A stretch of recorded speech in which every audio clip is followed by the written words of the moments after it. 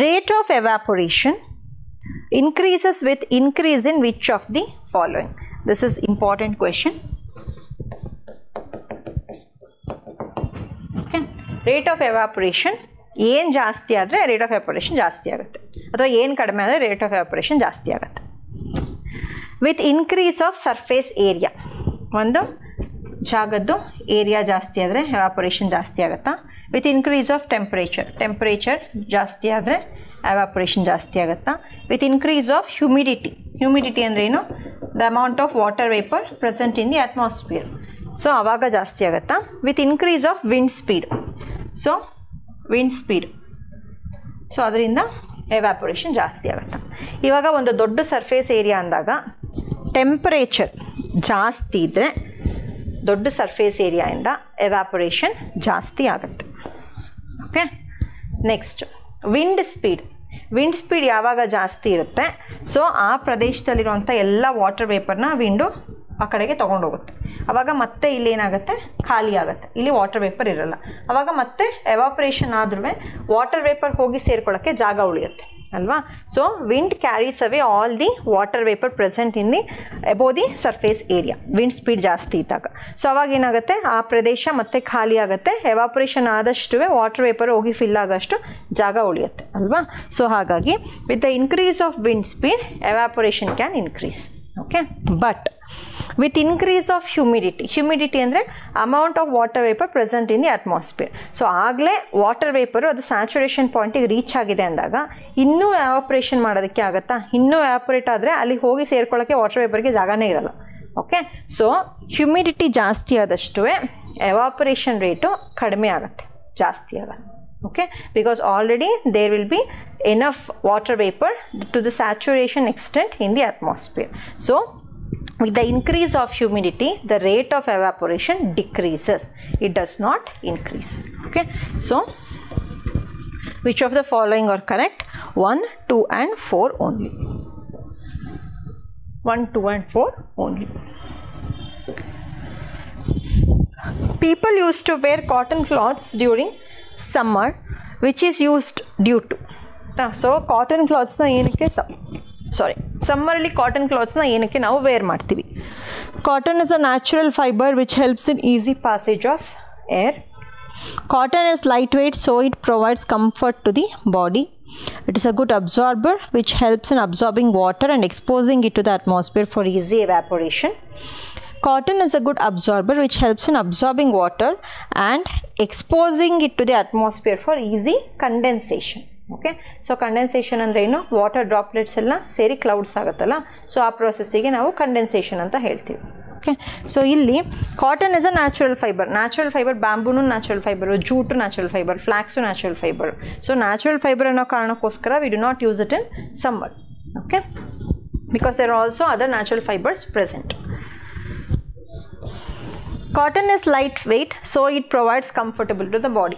So ಇನ್ನು synthetic materials ಇನ್ನೂ ಎಷ್ಟೊಂದು ಲೈಟ್ ವೆಯ್ಟ್ ಇರುತ್ತೆ. ಸೊ ಅದು ಲೈಟ್ ವೆಯ್ಟ್ ಅನ್ನೋ ಕಾರಣಕ್ಕೋಸ್ಕರ ಅದು ಕಂಫರ್ಟ್ ಕೊಡುತ್ತೆ ಅನ್ನೋದಕ್ಕೋಸ್ಕರ ನಾವು ಸಮ್ಮರಲ್ಲಿ ನಾವು ಅದನ್ನ ಯೂಸ್ ಮಾಡಬೇಕು ಅಂತಿಲ್ಲ.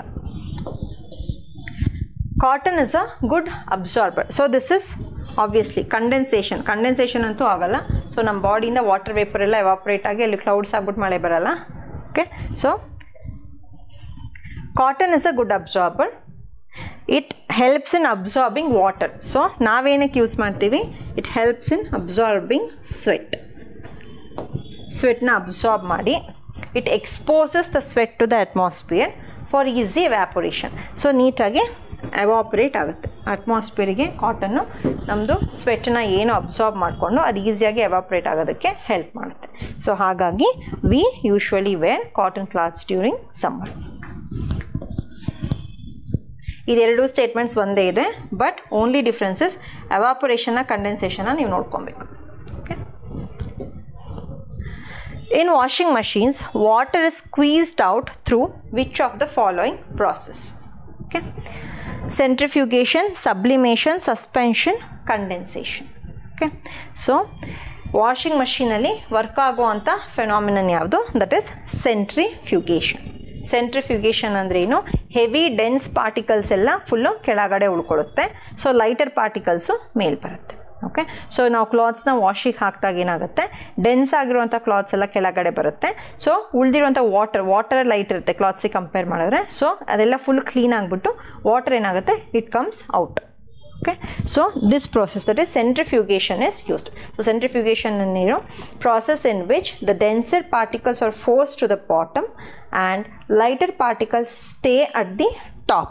Yavaga, when it is spun rapidly, fast agi hinge spin ಆಗ್ತಾನೆ ಇದ್ದಾಗ ಏನಾಗುತ್ತೆ, ಡೆನ್ಸರ್ ಪಾರ್ಟಿಕಲ್ಸ್ ಎಲ್ಲ ಕೆಳಗಡೆ ಉಳ್ಕೊಳ್ಳುತ್ತೆ. ಸೊ ಲೈಟರ್ ಪಾರ್ಟಿಕಲ್ಸ್ ಮೇಲ್ ಬರುತ್ತೆ. ಸೊ ಆವಾಗ ವಾಟರ್ ಫಿಲ್ಟರ್ ಔಟ್ ಆಗುತ್ತೆ. Okay, so that is centrifugation. Which of the following is called as dry ice? So dry ice, this is a very basic question. So solid carbon dioxide.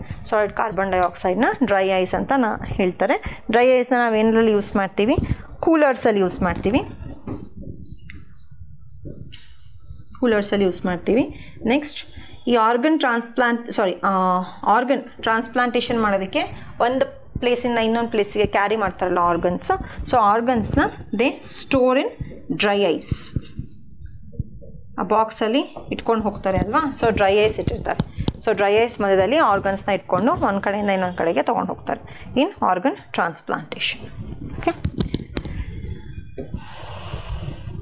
Neutron was discovered by. See, this is very important. Not like neutron is important. This basic atomic theory, it is very important. Idra mele one question bande barutte. Okay, anything they can ask on atomic theory. Protons, neutrons, electrons, yaar ಕಂಡು ಹಿಡಿದ್ರು, match the following, ಅದು ಯಾವ scientist ಕಂಡಿದ್ರು, first ಯಾವ್ದು ಕಂಡಿದ್ರು, litre ಆಗಿ ಯಾವ್ದು ಕಂಡಿಡಿದ್ರು, ascending ಆರ್ಡ್ರಲ್ಲಿ ಜೋಡಿಸಿ, descending ಆರ್ಡ್ರಲ್ಲಿ ಜೋಡಿಸಿ, ಈ ಥರ. ಆಮೇಲೆ ಒಂದು ಆಟಮಲ್ಲಿ ಅದ್ರದ್ದು ಸಿಂಬಲ್ಸ್ ಕೇಳ್ಬೋದು. ಓಕೆ, ಸಿಂಬಲ್ಸ್ ಕರೆಕ್ಟಾಗಿ ಮ್ಯಾಚ್ ಆಗಿದೆಯಾ ಅಂತ ಕೇಳ್ಬೋದು. Anything the can ask. But atomic theory ಮೇಲೆ ಒಂದು ಕ್ವಶನ್ ಗ್ಯಾರಂಟಿ ಇದ್ದೇ ಇರುತ್ತೆ. ಓಕೆ, ಸೊ ನ್ಯೂಟ್ರಾನ್ನ ಡಿಸ್ಕವರ್ ಮಾಡಿದ್ದು ಯಾರು?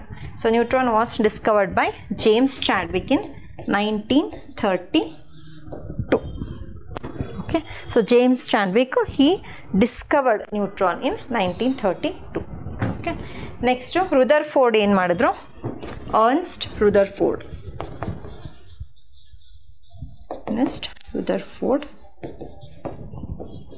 He discovered proton and he discovered nucleus.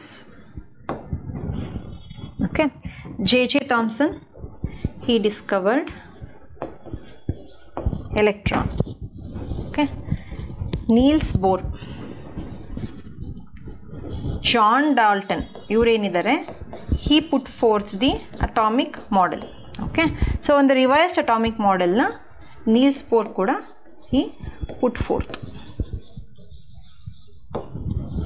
Niels Bohr's atomic model.